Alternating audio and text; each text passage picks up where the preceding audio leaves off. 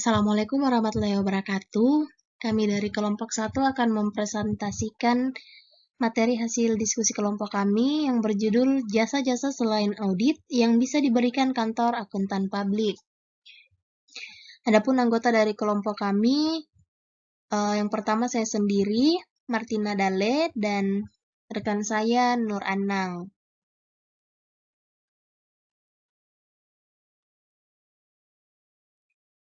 Jasa audit atas laporan keuangan merupakan salah satu jasa yang biasa diberikan suatu kantor akuntan publik yang cukup dikenal di masyarakat bisnis. Selain jasa audit atas laporan keuangan, masih banyak jasa lainnya yang bisa diberikan oleh kantor akuntan publik. Contohnya itu internal audit, manajemen audit, special audit, penilaian terbatas atau limit review, penyusunan sistem akuntansi, accounting service, kompilasi laporan keuangan, konsultasi pajak, konsultasi manajemen, recruitment service, in-house training, dan masih banyak yang lain.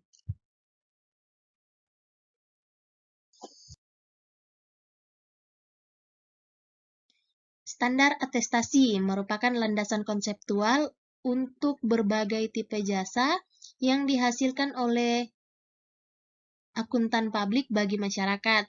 Suatu perikatan atestasi adalah penugasan yang di dalamnya praktisi mengadakan perikatan untuk menerbitkan komunikasi tertulis yang menyatakan suatu simpulan tentang keandalan asersi tertulis yang menjadi tanggung jawab pihak lain. Atestasi adalah suatu pernyataan pendapat atau pertimbangan orang yang independen dan kompeten tentang apakah asersi suatu entitas sesuai dalam semua hal yang material dengan kriteria yang telah ditetapkan. Asersi adalah deklarasi atau suatu rangkaian deklarasi secara keseluruhan oleh pihak yang bertanggung jawab atas deklarasi tersebut.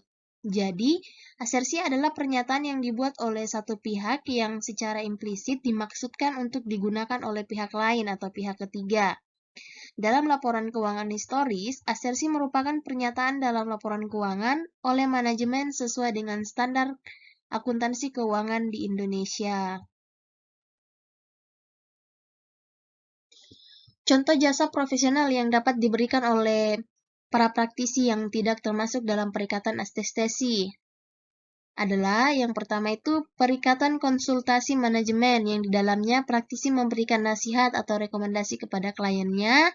Terus yang kedua, perikatan yang di dalamnya praktisi membela kepentingan klien. Terus yang ketiga, perikatan pajak yang di dalamnya praktisi mengisi surat pemberitahuan tahunan pajak penghasilan dan memberikan nasihat perpajakan, dan masih banyak yang lainnya.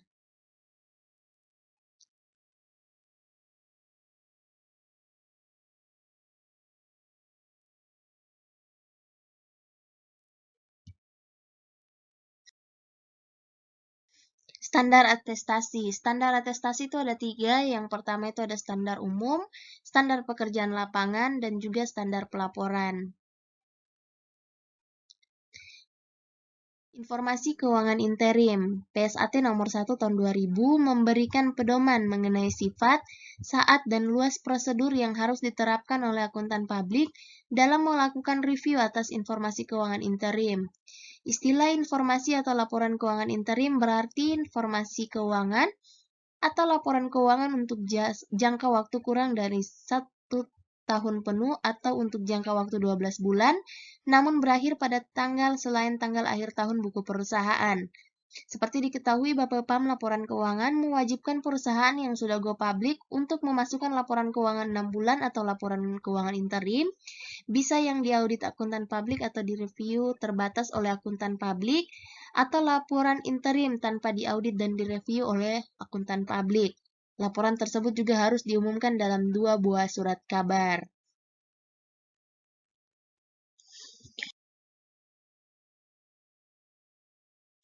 Tujuan review informasi keuangan interim adalah untuk memberikan dasar bagi akuntan publik dalam melaporkan apakah perlu dilakukan modifikasi material atas informasi tersebut agar sesuai dengan prinsip akuntansi yang berlaku umum di Indonesia. Prosedur untuk melaksanakan review informasi keuangan interim pada umumnya terbatas pada prosedur penyajian pertanyaan dan prosedur analitis saja atau analytical review prosedur. Prosedur yang harus diterapkan oleh akuntan publik umumnya meliputi yang pertama itu meminta keterangan mengenai pengendalian intern dan perubahan signifikan dalam pengendalian intern. Yang kedua, menerapkan prosedur analitis atas informasi keuangan interim untuk mengidentifikasikan dan memberikan dasar untuk mengajukan pertanyaan tentang hubungan dan pos individual yang tampak luar biasa.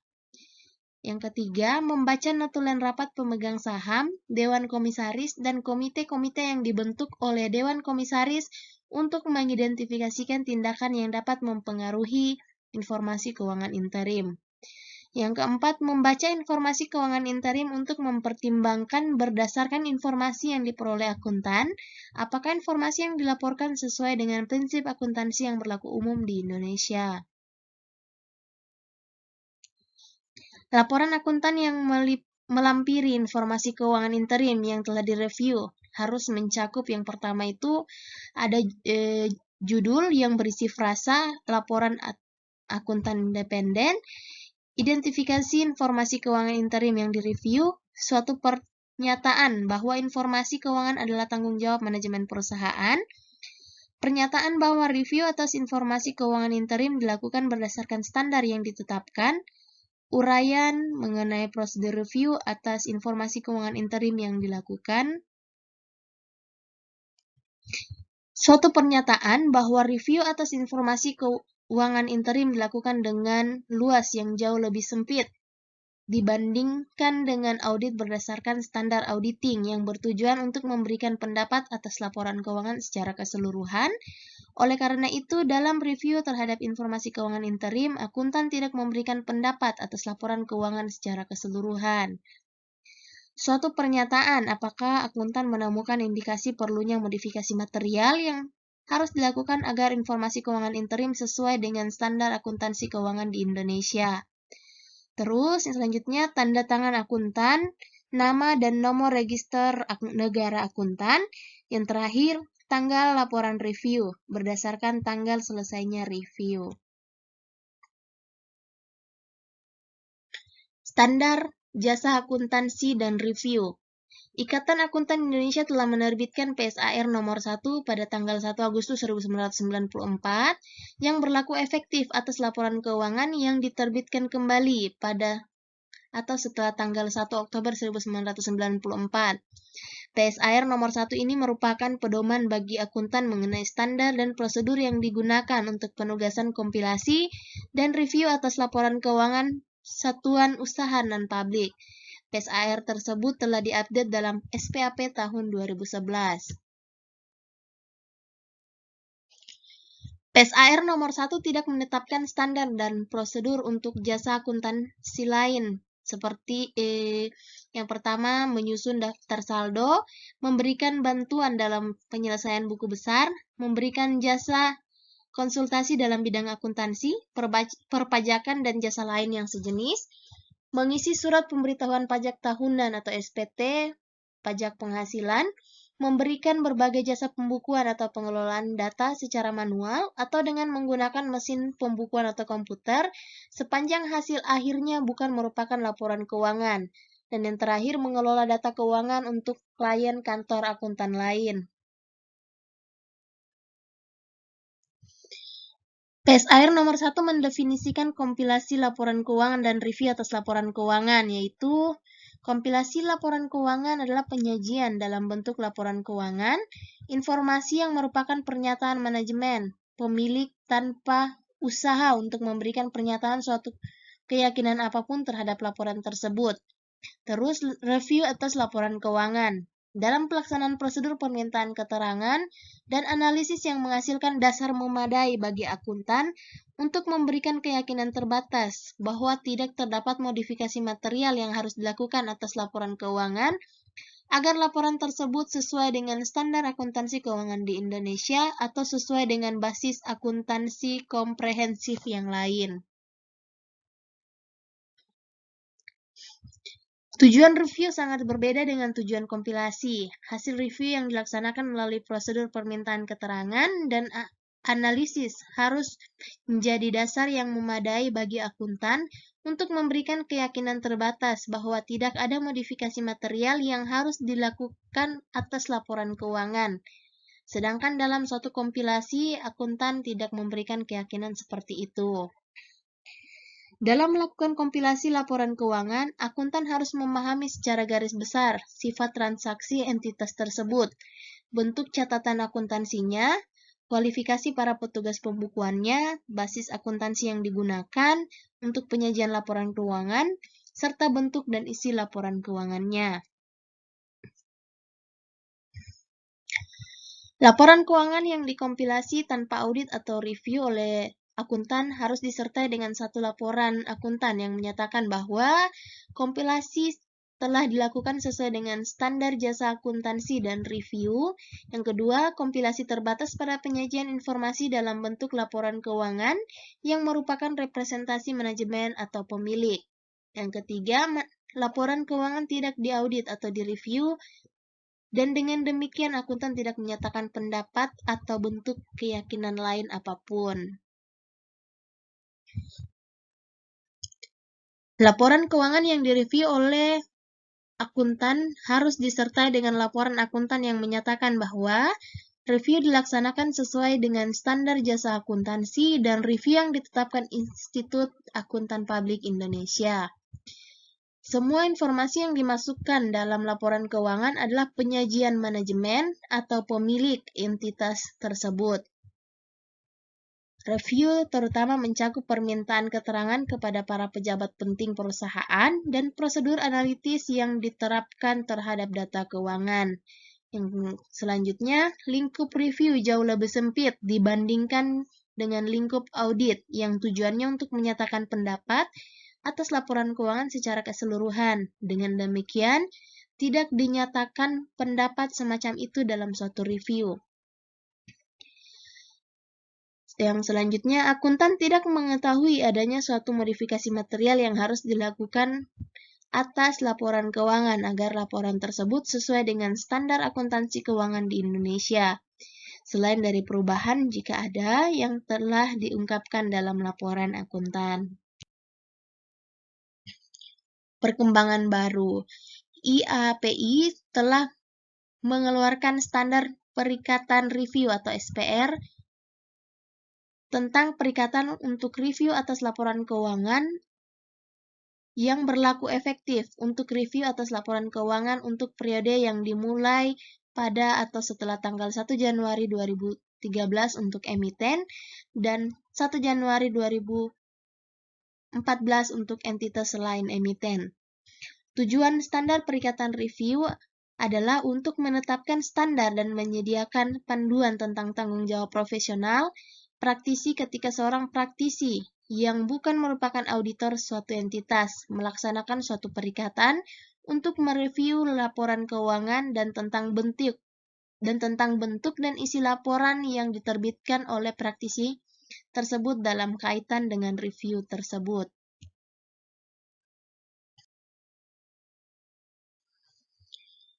Tujuan suatu review atas laporan keuangan adalah untuk memungkinkan seorang praktisi menyatakan apakah atas dasar prosedur yang tidak menyediakan semua bukti sebagaimana disyaratkan dalam suatu audit, terdapat hal-hal yang menjadi perhatian praktisi yang menyebabkan praktisi yakin bahwa laporan keuangan tersebut tidak disajikan dalam semua hal yang material sesuai dengan kerangka pelaporan keuangan yang berlaku.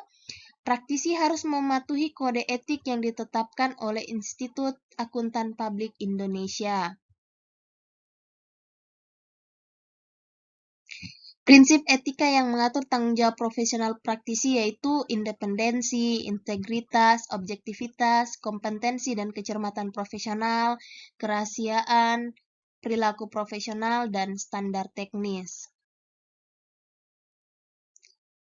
Hal-hal yang dicantumkan dalam surat perikatan mencakup yang pertama itu tujuan jasa yang akan dilaksanakan, selanjutnya tanggung jawab manajemen atas laporan keuangan, yang ketiga ruang lingkup review termasuk pengacuan ke SPR atau standar dan praktik yang relevan untuk memberikan review. Yang keempat, akses tidak terbatas ke catatan, dokumentasi, dan informasi lain yang diminta berkaitan dengan review. Yang kelima, suatu contoh laporan yang diharapkan akan diserahkan. Yang keenam, fakta bahwa perikatan tidak dapat diandalkan untuk mengungkapkan kesalahan tindakan melanggar hukum atau ketidakberesan lain. Yang ketujuh, pernyataan bahwa suatu audit tidak dilaksanakan dan bahwa opini audit tidak akan dinyatakan.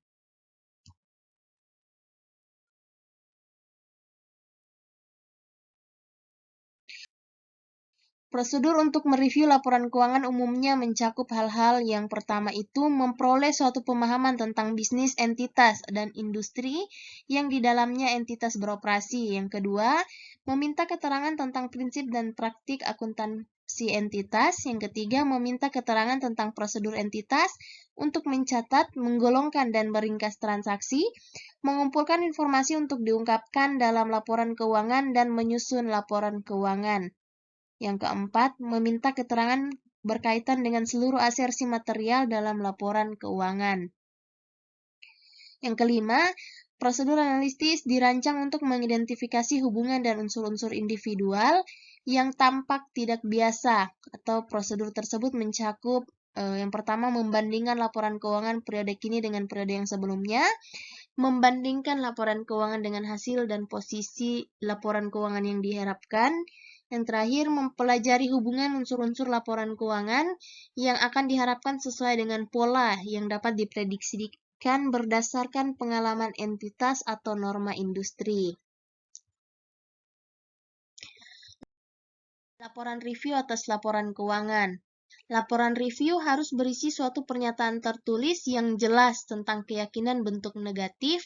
Praktisi harus mereview dan menilai kesimpulan yang ditarik dari bukti yang diperoleh sebagai basis untuk menyatakan keyakinan bentuk negatif. Berdasarkan pekerjaan yang telah dilaksanakan, praktisi harus menilai apakah terdapat informasi yang diperoleh selama review mengindikasikan bahwa laporan keuangan tidak menyajikan secara wajar dalam semua hal yang material sesuai dengan kerangka pelaporan keuangan yang berlaku. Laporan review atas laporan keuangan harus berisi unsur-unsur pokok berikut. Umumnya,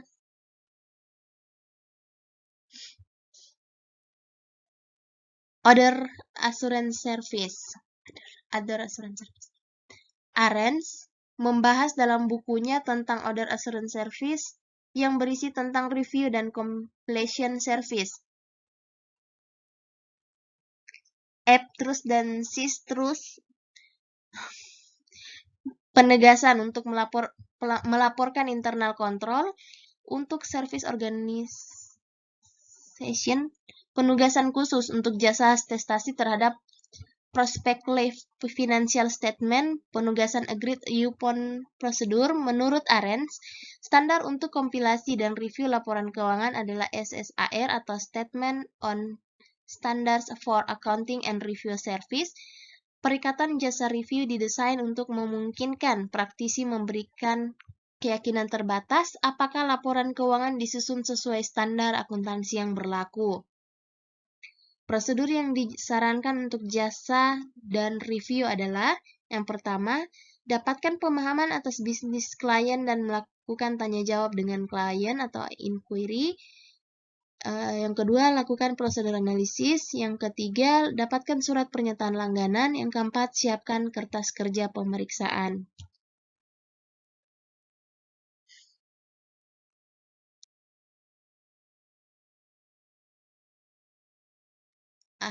Demikian hasil dari presentasi dari kelompok kami. Lebih dan kurangnya mohon dimaafkan. Jika ada pertanyaan, dipersilahkan.